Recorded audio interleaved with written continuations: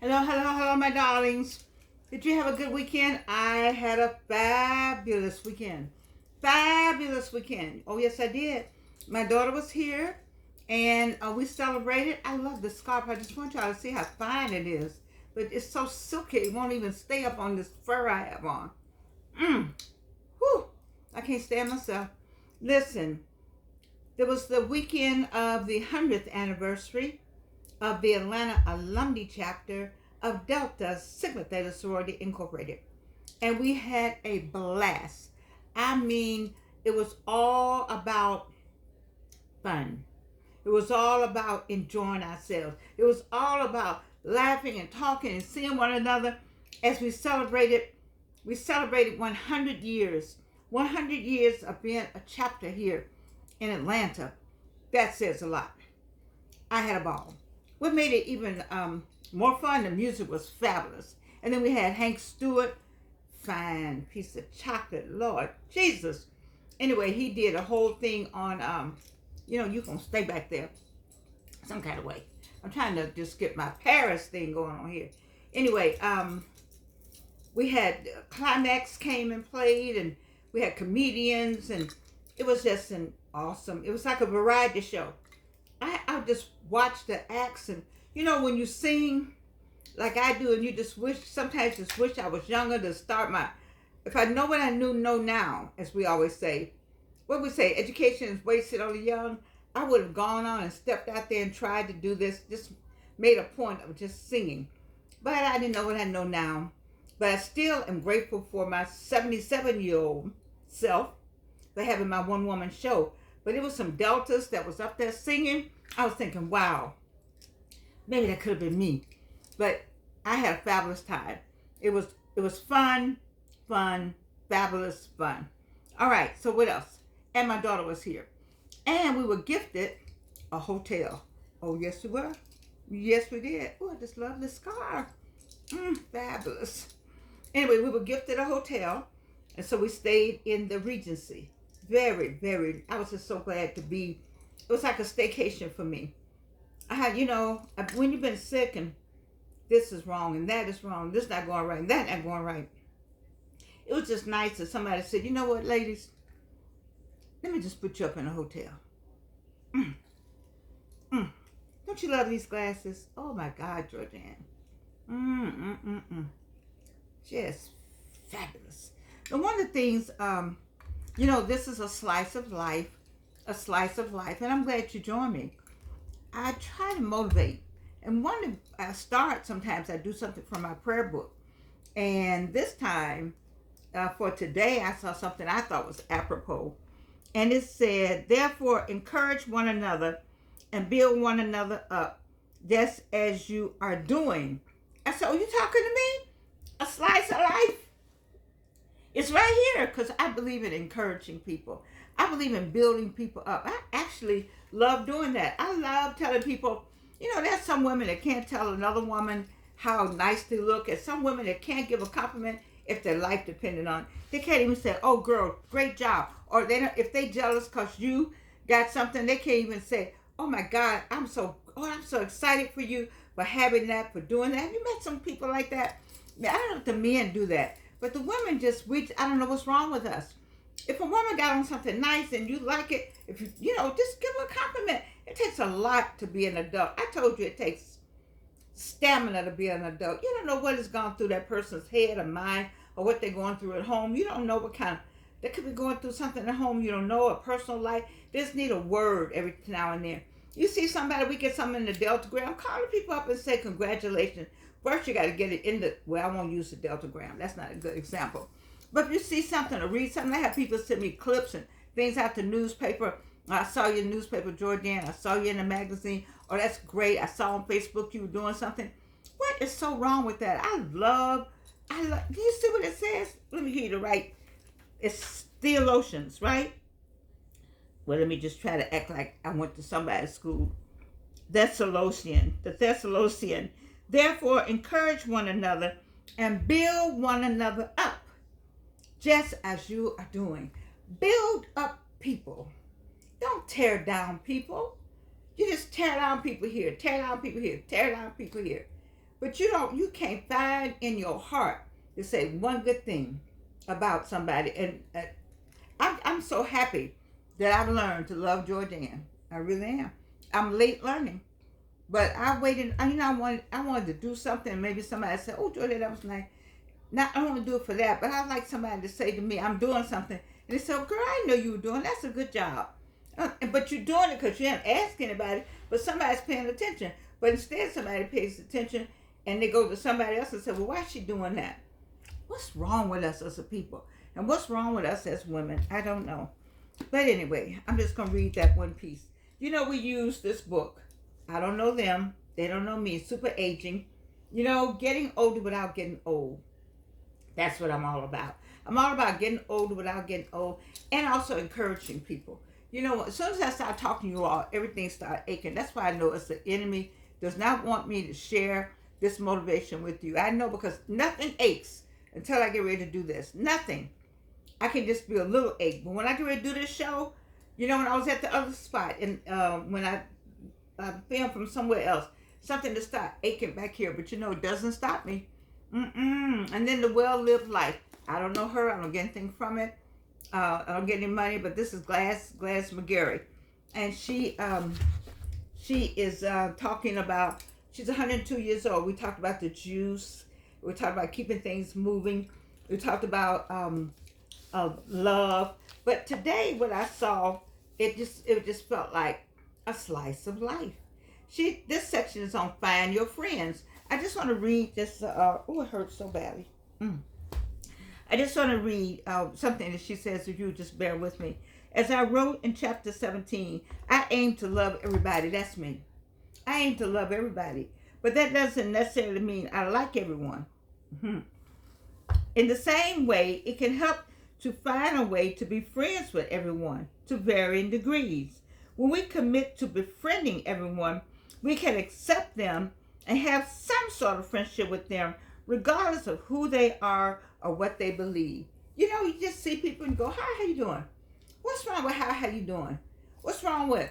You might be entertaining angels. Well, the demonic people are out there, but we don't know the difference because they hide themselves. But it comes out in the end. But you might be entertaining angels. You're so busy not trying to speak to people that you may miss a blessing by not speaking to people because you're judging on some kind of foreign BS. And so we can find the friends within them, even if it's only a small slice of who they are. Have you ever gone to the drive-through? We went through the drive-through the other day, my daughter and I. The lady was snappy. And then my daughter said, she said something about the shirt she had on. And then I went in. I said, you play basketball? And she's like, what? My daughter said, well, you got on one of the high school shirts here. Oh yeah, I do. Yeah. You see, you just try to get, she got all right. Can I get y'all something else? You just don't know. You can't take people at face value. You don't know what's going on with them. People don't know what's going on with you, but you don't know what's going on with them. And what she's saying, find a friend in them. There's some friend in there that you got to dig it out, but it's in there. And just try, if we can. The Willie Lynch is working. Willie Lynch is working in Atlanta if it don't work nowhere else. And look up Willie Lynch, the Willie Lynch theory of how we are crabs in a barrel as black people. Other nationalities come to me and say, "What's wrong with you all?" So we could hate each other, but we would come together on an issue. We would come together, get something done. We would come together, promote it. Do you know who consumes the most? We do. I think the Latinos second, but they got their own stores. We don't have our own stores anymore.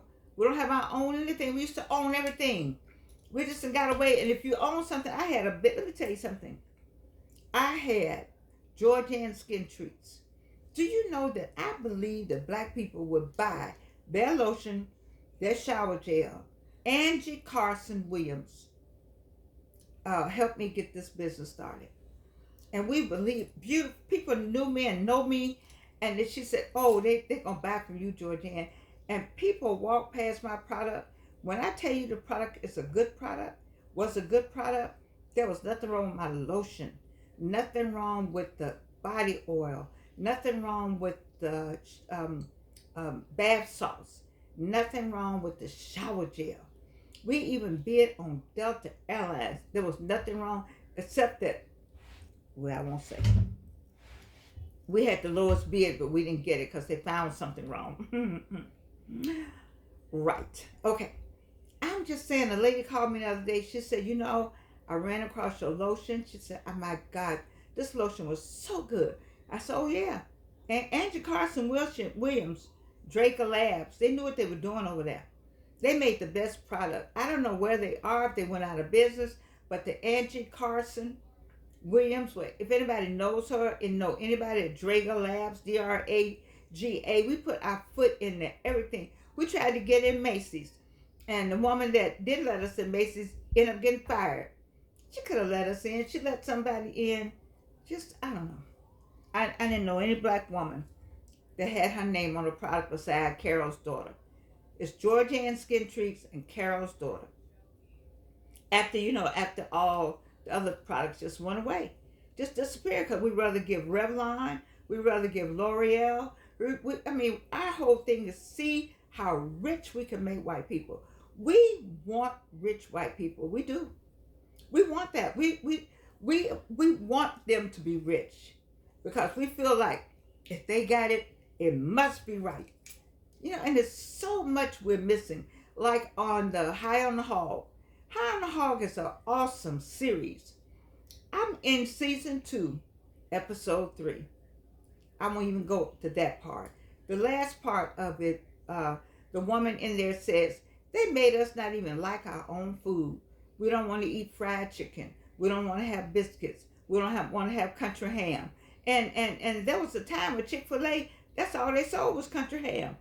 A country ham sandwich with cheese down at the old in Hayville, down at the old Dwarf House. All our stuff.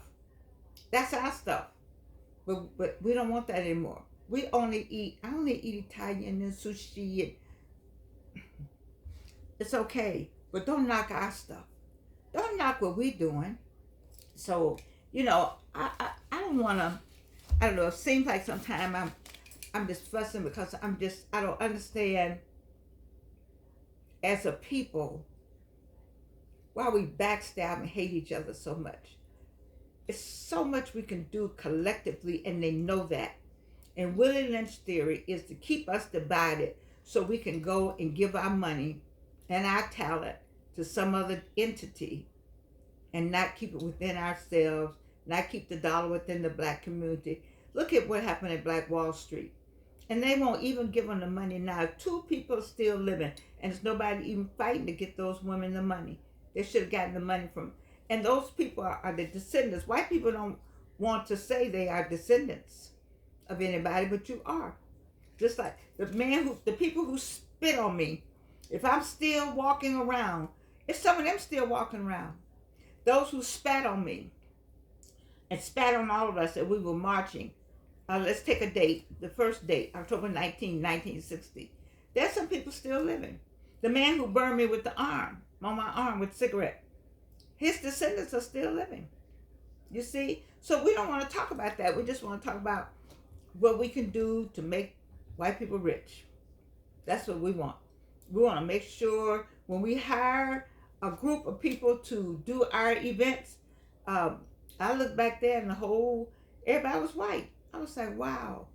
Wasn't nobody black that do this? I've gone to events where all black and the people running everything was white. We didn't have anybody black. Wasn't nobody black. All the hotels get all our money. All our money. You mean tell me we can't come together just to buy 9 and build a hotel? What? I don't get it. So I'm just going to work on trying to motivate people to get up and start some kind of business. Once you are retired or you have some time on your hand, just try to start something. Do something. Help somebody. Reach out. Touch somebody's soul. Motivate. Uplift people. Take people to another level. Offer a reading or offer to read to people. Offer to, I don't know, just so many things we could do that we're just not doing. Because it's that we don't care. I don't know, but this is my slice of life for today. I was just really disturbed at a lot of what I hear. And then may God rest the souls of the three service people who were killed. Three black service people out of the state of Georgia. Three black. So, will their families be considered heroes? Will they lift up those families? Will they give them the same thing as they do for the golden, what they call it, the golden people? Will they make sure those three families are all over the TV like they do all these other people that get killed? I mean, you out there fighting for your country, you get killed, and yet those three black people out of Georgia, may God rest their soul, they could tell you some stories about being black, but they went to fight for the country. When I was growing up, it was all about America in my household. And then later, we went to something black, but it was all about being an American. I'm very proud to be an American, but we're going to all be proud to be Americans. If a war breaks out, we're going to be America this, America that. But somebody still got the N word on their lips. That's what's so hard for us. They hung black men who came back from World War II. They hung them in their uniforms.